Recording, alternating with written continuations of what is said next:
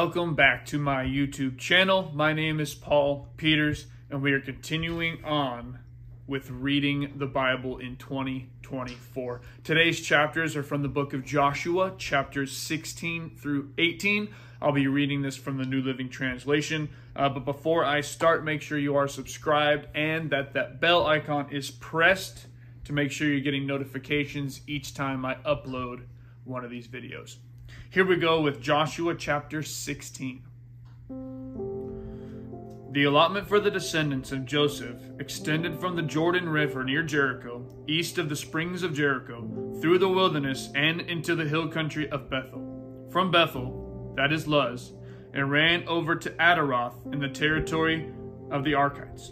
Then it descended westward to the territory of the Japhilites, as far as lower Beth Horon, then to Gezer, and over to the Mediterranean Sea. This was the homeland allocated to the families of Joseph's sons, Manasseh and Ephraim. The following territory was given to the clans of the tribe of Ephraim. The boundary of their homeland began at Adaroth Adar in the east.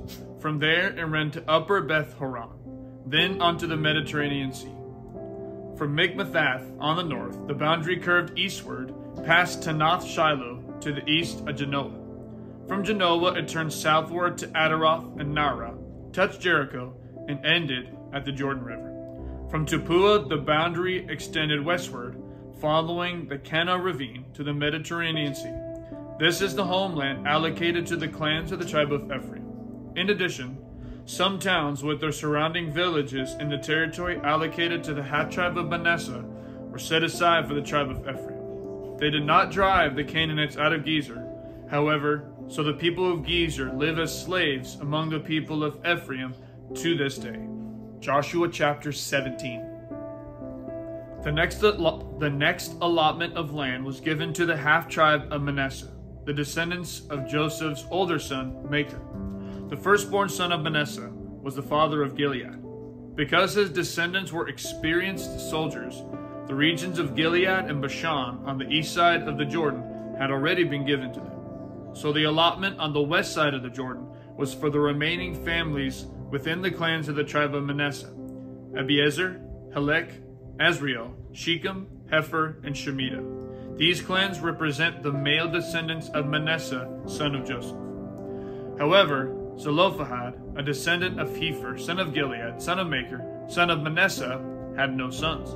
He only had daughters, whose names were Mahlah, Noah, Hoglah, Milcah, and Tisra. These women came to Eleazar the priest, Joshua son of Nun, and the Israelite leaders, and said, "The Lord commanded Moses to give us a grant of land along with the men of our tribe." So Joshua gave them a grant of land along with their uncles, as the Lord had commanded. As a result, Manasseh's total allocation came to 10 parcels of land, in addition to the land of Gilead and Bashan across the Jordan River, because the female descendants of Manasseh received a grant of land along with the male descendants. The land of Gilead was given to the rest of the male descendants of Manasseh. The boundary of the tribe of Manasseh extended from the border of Asher to Mikmethath near Shechem. Then the boundary went south from Mikmethath to the settlement near the spring of Tappuah. The land surrounding Tappuah belonged to Manasseh, but the town of Tappuah itself, on the border of Manasseh's territory, belonged to the tribe of Ephraim. From the spring of Tappuah, the boundary of Manasseh followed the Kana ravine to the Mediterranean Sea. Several towns south of the ravine were inside Manasseh's territory, but they actually belonged to the tribe of Ephraim. In general, however, the land south of the ravine belonged to Ephraim. Then the land north of the ravine belonged to Manasseh. Manasseh's boundary ran along the northern side of the ravine and ended at the Mediterranean Sea. North of Manasseh was the territory of Asher, and to the east was the territory of Issachar. The following towns within the territory of Issachar and Asher, however, were given to Manasseh: Bethshan, Ibleam, Dor, that is Naphoth Dor, Endor, Tanakh, and Megiddo, each with their surrounding settlements. But the descendants of Manasseh were unable to occupy these towns because the Canaanites were determined to stay in that region. Later, however, When the Israelites became strong enough, they forced the Canaanites to work as slaves, but they did not drive them out of the land. The descendants of Joseph came to Joshua and asked, "Why have you given us only one portion of land as our homeland, when the Lord has blessed us with so many people?" Joshua replied, "If there are so many of you, and if the hill country of Ephraim is not large enough for you, clear out land for yourselves in the forest where the Perizzites and the Rephaites live." The descendants of Joseph responded, "It's true that the hill country is not large enough for us, but all the Canaanites in the lowlands have iron chariots, both those in Beth Shan and its surrounding settlements, and those in the valley of Jezreel. They are too strong for us." Then Joshua said to the tribes of Ephraim and Manasseh, the descendants of Joseph, "Since you are so large and strong, you will be given more than one portion. The forests of the hill country will be yours as well. Clear as much of the land as you wish, and take possession of its farthest corners. And you will drive out the Canaanites from the valleys too, even though they are strong and have iron chariots." Joshua chapter 18. Now that the land was under Israelite control, the entire community of Israel gathered at Shiloh and set up the tabernacle. But there remained 7 tribes who had not yet been allotted their grants of land. Then Joshua asked them, "How long are you going to wait before taking possession of the remaining land the Lord, the God of your ancestors, has given to you? Select 3 men from each tribe, and I will send them out to explore the land and map it out. They will then return to me with a written report of their proposed divisions of their new homeland. Let them divide the land into 7 sections, excluding Judah's territory in the south and Joseph's territory in the north. And when you record the 7 divisions of the land and bring them to me, I will cast sacred lots in the presence of the Lord our God to assign land to each new tribe. The Levites, however, will not receive any allotment of land. Their role as priests of the Lord is their allotment. And the tribes of Gad, Reuben, and the half-tribe of Manasseh won't receive any more land, for they have already received their grant of land, which Moses, the servant of the Lord, gave them on the east side of the Jordan River."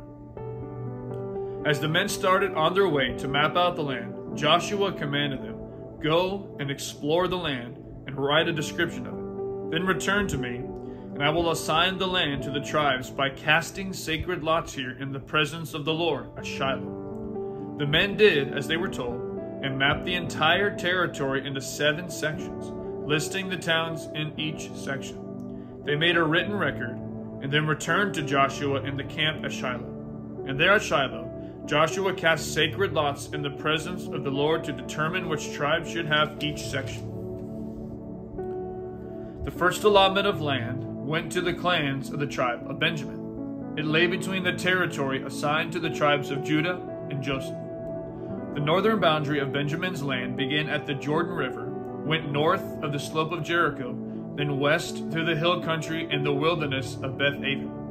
From there the boundary went south to Luz, that is Bethel, and proceeded down to Adaroth Adar on the hill that lies south of lower Beth Horon. The boundary then made a turn and swung south along the western edge of the hill facing Beth Horon, ending at the village of Kiriath Baal, that is Kiriath Jearim, a town belonging to the tribe of Judah. This was the western boundary.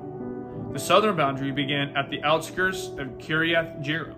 From that western point, it ran to the spring at the waters of Nephtoah, and down to the base of the mountain beside the valley of Ben Hinnom, at the northern end of the valley of Rephaim. From there it went down the valley of Hinnom, crossing south of the slope where the Jebusites lived, and continued down to En-Rogel. From En-Rogel, the boundary proceeded in a northerly direction and came to En-Shemesh and on Gilaloth, which is across from the slopes of Adamot. Then it went down to the stone of Bohan. Bohan was Reuben's son. From there it passed along the north side of the slope, overlooking the Jordan Valley. The border then went down into the valley, ran past the north slope of Beth Hogla, and ended at the north bay of the Dead Sea, which is the southern end of the Jordan River. This was the southern boundary. The eastern boundary was the Jordan River. These were the boundaries of the homeland allocated to the clans of the tribe of Benjamin. These were the towns given to the clans of the tribe of Benjamin: Jericho, Beth Hoglah, Emek Keziz, Beth Arabah, Zemarim, Bethel, Avim, Parah, Ophrah, Kephar Amani, Ophni, and Geba. 12 towns with their surrounding villages. Also Gibeon, Ramah, Beeroth, Mizpah, Kephirah, Moza, Rechem, Irpil, Tarala, Zela, Haleph, the Jebusite town, that is Jerusalem, Gibeah, and Kiriath Jearim. 14 towns with their surrounding villages. This was the homeland allocated to the clans of the tribe of Benjamin. Thank you once again for tuning in with me and following along as we are getting through the Bible just a few chapters at a time. We'll see you tomorrow as we are continuing on through the book of Joshua. I love you, and God bless.